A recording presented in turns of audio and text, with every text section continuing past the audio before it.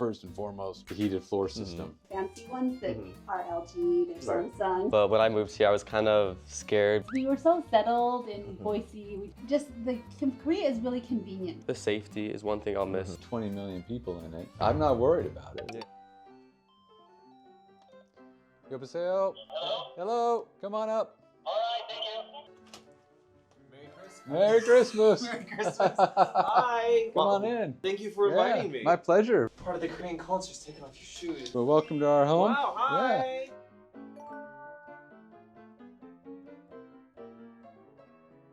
This is my wife, Marisa. Hi, Marisa. Yeah. I'm Joel. Very nice to meet you. Nice Yes. to meet you. I love your Welcome. Here, I can take your coat. Oh, thank you very much. Well, the first thing I noticed is that your whole house is very Christmas stuff. You got stockings and Christmas tree, and I really like apartments. Like, show me around a little bit. Yeah, sure. Yeah. It's a cozy little apartment. So we have 4 children. 2 of them live with us here. Okay. This is our son's room. Keep everybody out of his room. Which is He's not gonna be too happy. Dad's showing everything. just our living space here. So this is where we obviously spend Uh-huh. the majority of our time. The view out here is just a building, but one of the things we like is it's nice. The trees down here during the different seasons are just really, really beautiful. So it's a really nice. Do you enjoy living on a higher floor? Because you guys are from the States, unless you live in like New York City or something. No, it's really fun for us. I think the views and the lights, so different. Totally different living style for us, but there's lots of things about it we really like. You guys have probably never experienced the floor heating system before moving No. here, right? Do you guys like the love it. ondor system? Oh yeah. Yes, yes. A lot of foreigners actually find that they like the ondor system a lot more than central heating because it doesn't dry your skin out and it doesn't like... Yeah, it's not blowing on you. Yeah, and you can like lay down on the floor after a hard day of work. So cozy on the floor. Do you guys have any problems sitting on the floor? 'Cause that's a big thing in Korea, is sitting on the floor. Not for people of her height. Not- It's a long ways down for me.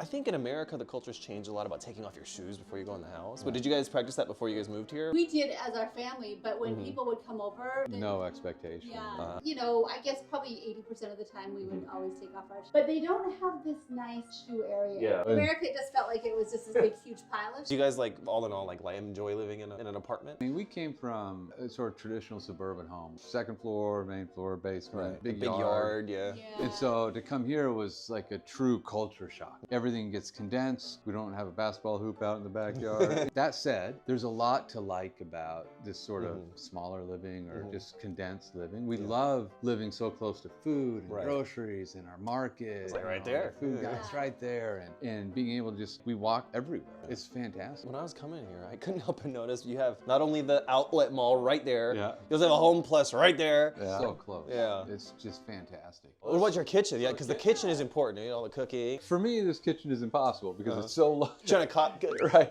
exactly. I love it because I can reach For everywhere. her, it's perfect. Western sized cabinets, which are all a little higher. Figure out how to adapt, and it works out pretty nice. This is Songdo, and it's a newer community. Like, Yeah. These apartments aren't that old either. No, It doesn't I seem think like, this right? apartment is probably one of the older ones in Songdo, one of the first ones built pretty well. I mean, we're The interior looks really nice. I think this is supposed to be like a dining table, like Yeah, these little maybe. stools. Yeah. I've never seen it like this. This Okay. apartment is very unique. Like it's all like outside on the little veranda with the thing. wash machine. But yeah, I mean, the only place for a refrigerator is here. Now, honesty time though. You guys miss a dryer, don't you? I'll tell you I this. think are kind of lucky because we hear that not everyone has a dryer, but we have a portable. one. And then Okay. we have to open up and put Oh. the vent out. But we find we dry probably 80% of our clothes on the rack. I love having a dryer. I do. I do too, Yeah. but like it's part of the American culture that I really miss is having to dry. Yeah. Living in the States, and you come here, and some things are going to be very different. The thing I might miss most from the States is a garbage disposal. Yeah, and the sink, we're used to kind of a big open sink Right. like that. But yeah, I mean, probably the garbage disposal is the thing that... Hey, Emmett. Hi. Hey, Emmett. Hi. This is Joel. I'm Joel. Nice to meet you. Nice to meet you. Hey, you're really tall.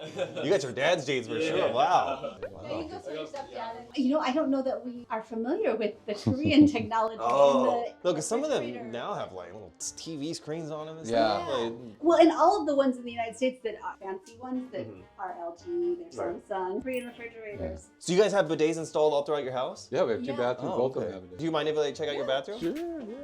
So this is the kids' bathroom. So one of the things that's different is just the size of the bathroom. It's small and everything is very low. Which This is pretty low. Yeah. I don't normally see them this low. yeah, This, they usually have a drain in the Right, the floor and US bathroom. So we really do love the bidet. So it's just masters. it's a nice abode. I like this. One of the things that hard in Korea is we don't have a central air in the Right. apartment. We had the one big air conditioner in the living room, and then for years we just had sort of a complicated fan system blowing the cool air around. This year we got an air conditioner in here, which has made it huge. It pumps out good. It's cold. Because if it's aiming down, it's gonna blow right on you when you're sleeping, right? So with that and the heating, It's a nice little system. Yeah, we love it. You're gonna miss it if you ever go back to the States, believe me. We think about this all the time. When we build our home, when we go back to the States, there's so many pieces that we want to integrate, Korean pieces that we want to integrate into that construction. First and foremost, the heated floor system. I like this house. This is nice. Oh, you guys already sent some kids off to college, right? We sent two off. So you already had the heartbreak and all that. Yeah. Our first one left during COVID. We were here. We have a daughter who's in Hawaii college, and so Marisa went and helped her.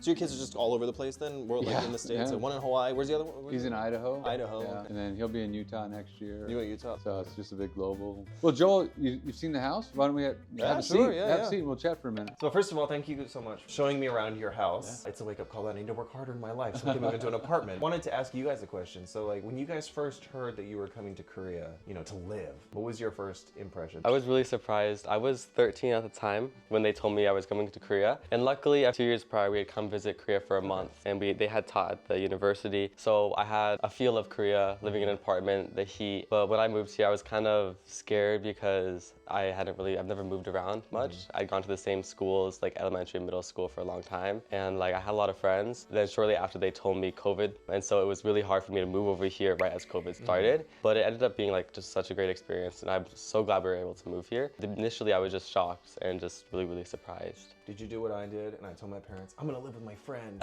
Be honest. I don't think so, did I? I don't think I was confident enough to tell them that. How about you? Like, what was your reaction? Oh, I mean, I think it was a really hard decision for us because we were so settled in Boise. We just kind of loved our community and our jobs, but it was such a unique opportunity, especially because I was born here in Korea, and then I was adopted to the States when I was about 18 months old. Kind of was a really neat opportunity for me to come back here and kind of experience Korea, and then for our kids to kind of get a sight of their heritage. And the funny thing is that realized very quickly how we all did, how much we had to learn about Korea and the language and all of that. And so that's been kind of a fun journey for us. You said that you were born here and you were adopted to the States. So when you came here, did you find that there were some things that were just really easy to adapt? Well, like the food, I loved Korean food already, and so that was easy. I think the hardest thing for me was the language. Just like figuring out the language. I started taking classes and I was really excited about learning how to speak Korean, but then I found trying to speak it here was really hard. People expect you to speak fluently, but the Korean people have been they're kind and patient and helpful, and so my Korean is still not very good. That's okay. It was a really interesting feeling of I wasn't Korean, but I am Korean, and to be in your 40s and go through this kind of like identity crisis. It's a unique situation. So it really was just to kind of figure out how to belong here. But now, really at home here, we love it. Couple years ago, crazy story and coincidences and really amazing things happened, and I was able to meet my birth family. Really? Yeah. I was going to ask you that. You met your birth family. Yeah, and so that has been just a really cool experience, and I think that kind of changed how I felt about Korea too, because This interview got a whole lot more interesting. What channels did you have to go through to meet your birth family? Because it's not always easy to find your birth family. Wow. No, and initially as growing up, I actually hadn't really wanted to kind of do that search because it doesn't always end with a happy ending, and 40 years later, like this is such a surprise. It could be disruptive for a family, and so so I hadn't really wanted to search, but it's kind of a crazy 12-year. Yeah, it was like a 12-year journey that started in 2010, and we came over as part of a school trip that we were part of, and a series of miracles and just amazing things happened. And in 2022, we got in contact and was able to go meet her family. In 2018, we took our kids to my orphanage, and they got to go and spend time there, and it was that was really incredible. So it's a long story. We'll have to tell you the story sometime, the details of the story. So I've met my siblings, and I was able to meet my birth mom, and my birth father passed away in 2004. So in fact, we're going to go down at the end of this month to my father's chesa. One last question. So Korea has two big holidays. That's Chuseok and Seollal, right? So now that you've met your birth family, do you participate in that stuff with them now? We do. Like my sister last time, she said, "Don't come down on Chuseok, come down this other week." Because the traffic's too bad. Oh, yeah. Traffic is so bad. We went and did kimchang with my family, and my nephew got married, so we got to go for a traditional Korean wedding, and they've been incredible. Wow, that's such a happy ending. I'm so warm right I now. know. Well, that's really fascinating. Yeah. Oh, congratulations. No, I feel really Yes. grateful. But I think it's been fun too. One of the pieces that's kept us here longer as well, because many who adopted Koreans who find their families are able to come and visit for a week or a little bit and then they kind of leave. But Marissa's been able to develop a really great relationship with her siblings, and I mean, they were just messaging today about you know, coming down and just at the end of the month. And so from an outsider's perspective, we've seen this sort of develop over the last 15 years or so. It's an amazing, amazing story, and I mean, I feel blessed to watch it from the side. So they don't speak any English, and she doesn't speak enough Korean to speak to them, and so I end up doing all the translating. But they love Marissa, they love the kids, they've just really embraced everybody, so it's been really fun. Well, when there's a will, there's a way. Yeah, Make it happen somehow. Yeah, we make it happen. Before you came to Korea, I'm sure you had some kind of impression of what South Korea would be like. What was the image, the preconception that you had about South Korea compared to now that you're living here and you see it with your own eyes? How is that different? You know, we lived in Idaho, which is really dry, and we got off, and we knew it was going to be warm because it was summertime, and we got off the plane, and he walks outside, and what is this? Do you feel the humidity? Yeah. It was What is- so yeah. funny. Like, what is this? I didn't watch, you know, a lot of K-dramas or anything before. I knew that I felt like Korea was very, like, a lot more formal, and everybody dressed very formally and looked very beautiful. And so I was a little bit nervous to come because, I mean, I don't know, America's dressed a little bit more casually. Right, and yeah. just so, but I find that everybody, there's just a whole range of people and situations, and so it's been just fine. I mean, if you walk around some neighborhoods, like people just walk around with their pajamas on. A lot of people do that. Yeah, that's what I found. Okay, not everybody, you know, looks like they just stepped out of it. And obviously, you had the problem with the humidity. Yeah. Do you have any Korean friends? I'm sure you do. Even if they're not American citizens, but they speak English, obviously, because they go to your school. Yeah. Like, what was it like meeting Korean friends? At first, it was hard because I was very shy when I came to Korea, and it was COVID, so we weren't really going to school much. We were doing mostly a Zoom school. Okay. But once we started going like back on, we'd have like half like hybrid school, so half of the days we were on campus. I started to meet a lot more people. Because my school has a lot of Koreans in it, I had, you know, bonded with a lot of Koreans. And I think the biggest thing is like, in the States, I would like just go over to my friend's house, we go hang out at their house, you know, go sit on their couch, play video games or something. But here, I've been friends with people for 5 years. I've never been to their house before, or I've never met their parents before, which is really interesting to me. And a lot of these kids had only been at one school before. So it was really weird for me to kind of be new because a lot of the kids stay for so long. So they had been there since pre-K. So a lot of the kids go K-12 to 12. And so I kind of came in like 8th grade. I guess not many people do that. So it was interesting. But it was, now that I'm here, I have a lot of Korean friends, and I'm also friends with a lot of the foreigners at my school as well. Most weekends I'll go up to Seoul, hang out with my friends. When I first started going to Seoul by myself, I would just use Naver Map. 한국인이다. It's the best thing. It'll just tell me exactly what bus to go on. And so I just would follow that. But now I know which buses to take to get from Songdo to Seoul. Have you ever missed the last bus? When I was coming home from Seoul, it was just recently, like maybe a month ago, I was hanging out with my friends, it got late, so we were in Gangnam, so I was trying to catch the bus from there. A bus passed and it was full, so I just went past. And then the buses from Seoul to Songdo only come like every 30 or 45 minutes, so I waited another 30 minutes and it passed. So I'm like, oh, okay, this is not gonna work. It was getting later. I had to reroute, and then it was gonna take me like 2 hours to get home. And so I was getting worried so then I get on the subway, and then I'm super tired. Not many people on this one subway. It's subway I'd never been on before, and I fell asleep. Oh man. I wake up and I'm like, where am I? I only went 2 extra stops, but and I rerouted on Naver Map. It added 45 more minutes to my commute home. And the distance between stops on line 1 is really Long, big. really long. So I ended up having to take the airport line, and I took like 4 or 5 lines, and I finally got back. It was like 1 a.m.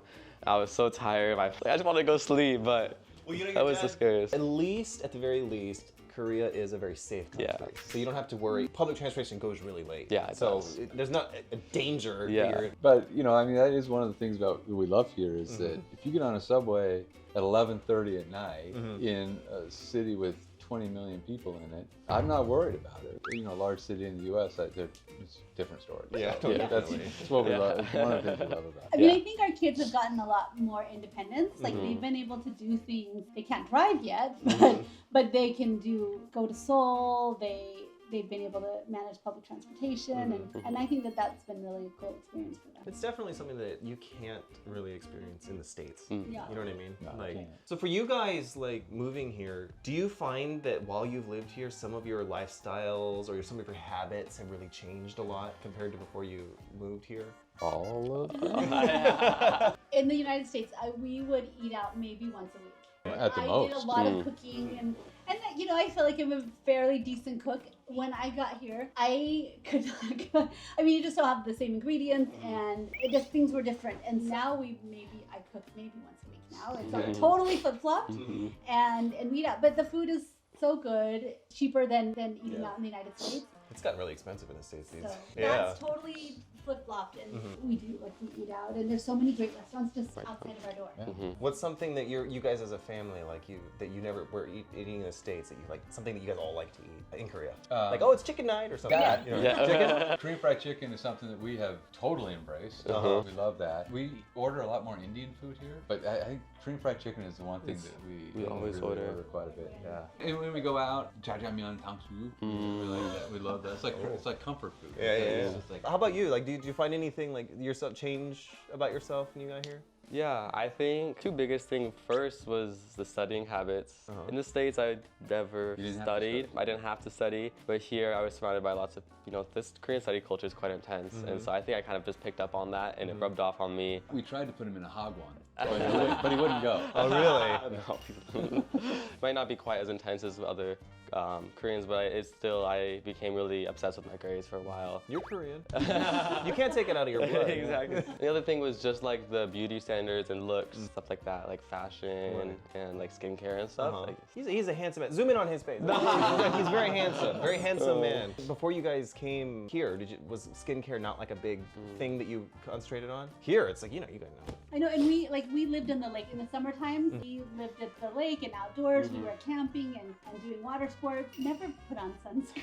So then we got here and Sunscreen is the item, So what hagwon did your dad want to send you to? Was it like a Korean hagwon? Well, we talked about doing a math hagwon at one point. Yeah, right? math. That's where we talked about it, but No. it was a hard no on that. I already got home too late most days. Didn't want to stay out longer. He's a sporty man. Yeah. So for you, did you you're going to a foreign school right now?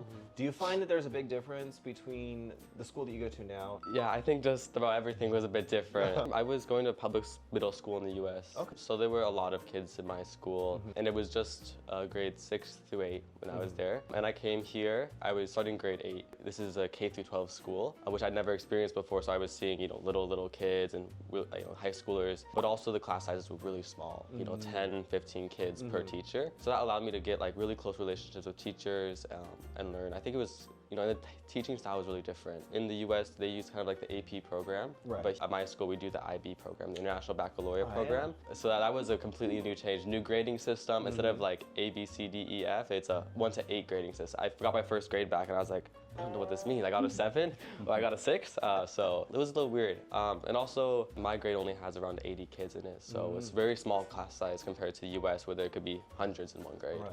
The US, standardized testing days, they pull out the big cart with the laptops in it. But here we had to buy a laptop. Me and my little sister both got a laptop. Because everyone here uses a laptop for everything. Notes, classrooms, everything was online. We use technology for every step of the process. That made Zoom classes really easy because everyone already had a computer. And I had to get used to, I had to submit an assignment. I had no idea how to download a PDF, or I'd never really used a computer before. So that was really interesting. The world really has changed. I used paper in high school. I don't know. So before lunchtime, do you take lunch from home or do you eat at this cafeteria? I usually at the cafeteria. At the cafeteria? What kind of food do they serve there? So they have lots of options. So every day they have 4 different options. Really? One's a vegetarian option. Okay. One's, they call it international food. Okay. So that could be anything. One's Korean. Okay. And one is pasta. What kind of school is this? It's got all these options? Yeah, so I got a piece of pizza and chocolate milk. What is this? This is when it's lunchtime. Do you guys run? And sometimes they would run out of food in one line. The middle schoolers eat lunch before the high schoolers at my school, and so they had a very limited number of food for each so they could save the rest of the food for the high schoolers. So the lines would get cut off a lot in middle school. So I remember the first year I came and I finally got to go to school in person. Everyone was like, all the middle schoolers were running down the stairs, and, you know, kind of like budging into, you know, cutting the line to see if they can get the good food, because usually there's like one or two that everyone wants. They're like, oh, I got stuck with, you know, the bad food. So culturally, you know, Korea and America have very different cultures. Like when you first came here, what did you find to be the biggest or the hardest to adapt to? For me, it's just running errands. You know, I would just hop into the car, run to Costco, and then I run over here to Target. And quick and parking, and here it's just a little bit more complicated. But once we got signed up for coupon, everything was fine. You don't have to leave your house if you don't want to. Yeah. So that will be an adjustment for me when I go back, I think. So easily order and have everything here so quickly. But. You know, one of the cultural